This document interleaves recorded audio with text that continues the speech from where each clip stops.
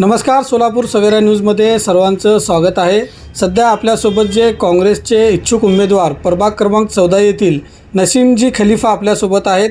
त्यांचं तिकीट देखील फायनल झाल्याची माहिती आता समोर आलेली आहे. त्यांच्याकडून आपण जाणून घेऊया काय नेमकं त्यांचं विजन असणार, काय तुम्ही जनतेसमोर जाणार आणि त्यांचं तिकिटाबाबत जे फायनल झालेलं आहे त्या संदर्भात देखील आपण चर्चा करणार आहोत. सर नमस्कार. सोलापूर सवेरा न्यूजमध्ये सर्वप्रथम आपलं स्वागत आहे. आपलं तिकीट कन्फर्म झालेलं आहे, काय सांगाल? सर्वप्रथम मी सवेरा न्यूज चॅनलचा आभारी आहे. काल रात्री मला आमचे काँग्रेस पार्टीचे अध्यक्ष श्री चेतनजी नरोडे यांचा कॉल आला था. तिन्हें म्हटले नसीम भाई आपका टिकट फाइनल हो गया है, तो अभिनंदन करे मेरा वो, मैं भी उनका शुक्रिया अदा करें. अब जवाबदारी हमारी है कि पार्टी को जिस भरोसे से पार्टी ने हमको टिकट दिया है, पार्टी ने मला ज्या विश्वासाने तिकीट दिलेत त्या विश्वासाने मी जनतेकडे जाऊन जनतेला कामाची बदल माहिती देऊन त्यांचं मन परिवर्तन करून आम्ही सगळं चारी आता 2 आमचे तिकीट डिक्लेअर झालेत. माझा आणि पुरुषमध्ये आमचे शोभाई मागामी यांचा, अजून 2 लेडीज जे महिला आहेत त्यांचं पण आज डिक्लेरेशन होईल. तर हे चारी मिळून आम्ही जनतेकडे जाऊ आणि जनतेला विश्वासमध्ये घेऊन त्यांना आम्ही आमच्या कामाबद्दलची माहिती देऊ. जनतेला माहिती पण आहेत. गेल्या 10-15 वर्षापासून आमच्या इकडं काम आहे. 2007 ते 12 ह्यावेळी मी नगरसेवक होतो. तर बेगमपेठ, बिजापूर बेस, मुल्लाबाबा टेकडी, चमनशा टेकडी हे सगळं परिसर माझ्या भागात होता. त्या भागातून मी चांगलीपैकी काम केलेले आहेत.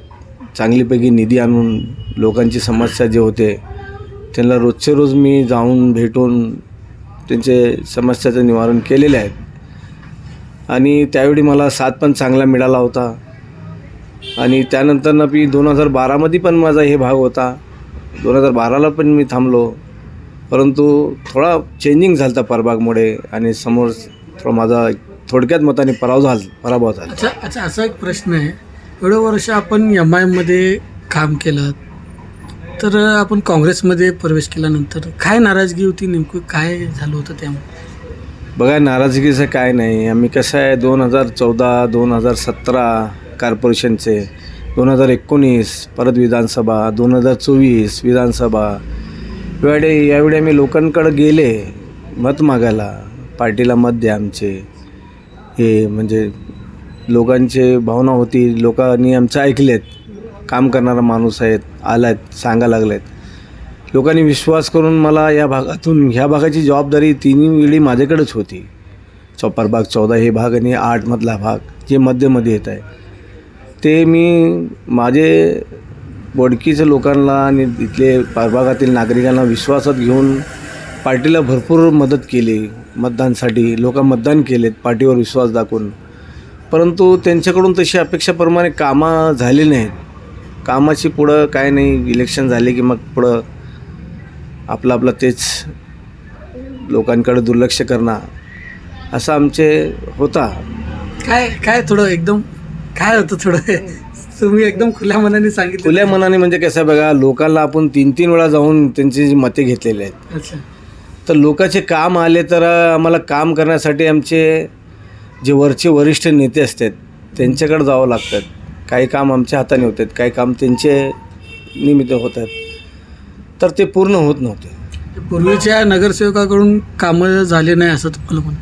पूर्वीचे नगरसेवक बघा, मी 2007 ते 12 होतो. माझ्या बाजूलाच त्यांचा रफिकभाईचा वार्ड होता. रफिकभाईचं काम माशाल्लाह चांगलं होता. ते सकाळी उठून लोकांकडे जात होते, फिरत होते, जे त्यांच्या हाताने घडत होते. पार्टीमध्ये पण मी बघत होतो, तिने भांडून लोकांसाठी निधी आणत होते. पण 2007 ते 12चे नंतरनं 2017पर्यंत पण त्यांचं काम झाला.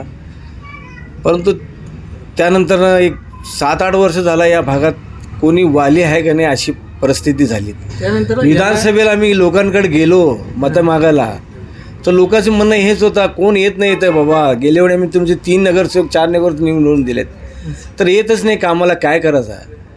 तर आम्ही सांगेल ते आम्ही पुढच्या इलेक्शनमध्ये निवडणुकीमध्ये आम्ही चांगल्यापैकी उमेदवार देऊ आणि पार्टीला विनंती करून चांगले उमेदवार देऊ अशी आमची लोकांना सांगून आम्ही या विधानसभेला लोकांना आम्ही मतदान घेतलेत.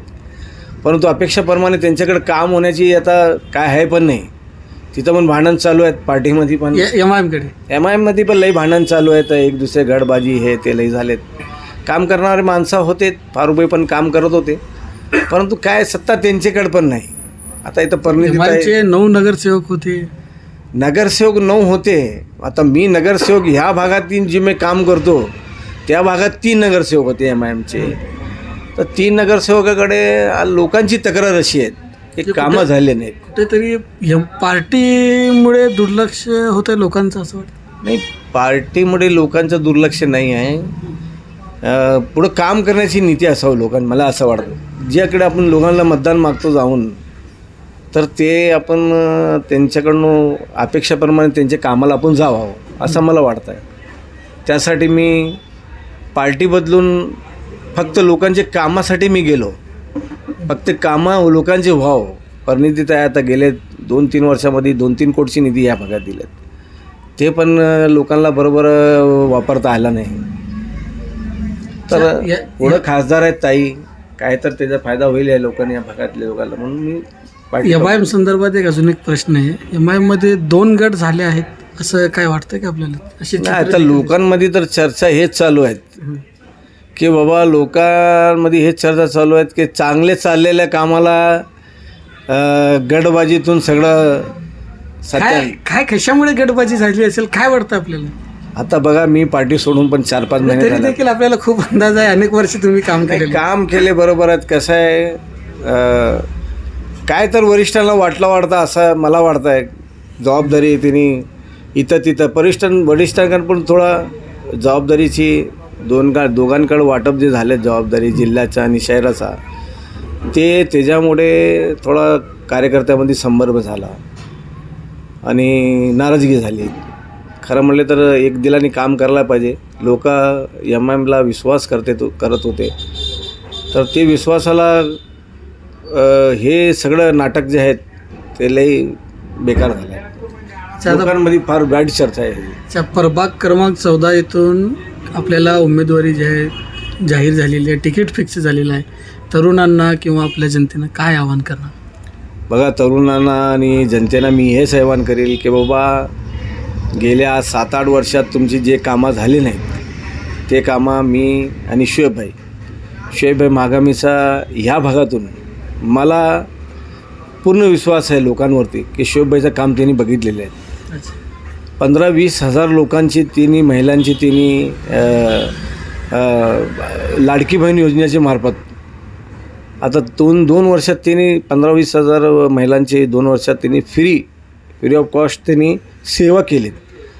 ते 15-20 हजार लोकांना महिलांना त्यांनी महिन्याला लाडकी बहीण योजनेचा फायदा दिलेला आहे. आणि शोएबभाई जे पण काम त्यांच्या ऑफिसमध्ये घेऊन येतात, मी बघतो सारखा, माझे मित्र आहेत शोएबभाई, तर मी बघतो की बाबा काम जे आला घेऊन त्याला त्यांची जेवढी ताकद आहे त्याला कधी असं परत पाठवलेलं नाही. मी म्हणलो हे माणूस आमच्यासारखाच मनासारखा आहे, तर हे जोडी मला मिळालेली आहेत.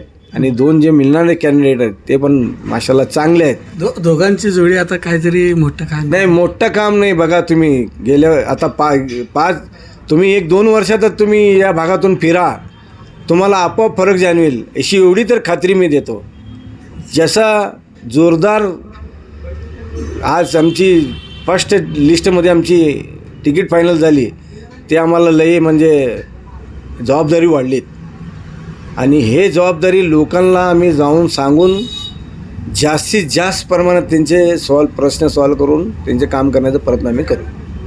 तर हे होते प्रभाग क्रमांक 14 येथील काँग्रेसचे उमेदवार ज्यांची तिकीट जे आहे जाहीर झालेली आहे, नसीमजी खलिफा, जे आपल्यासोबत होते.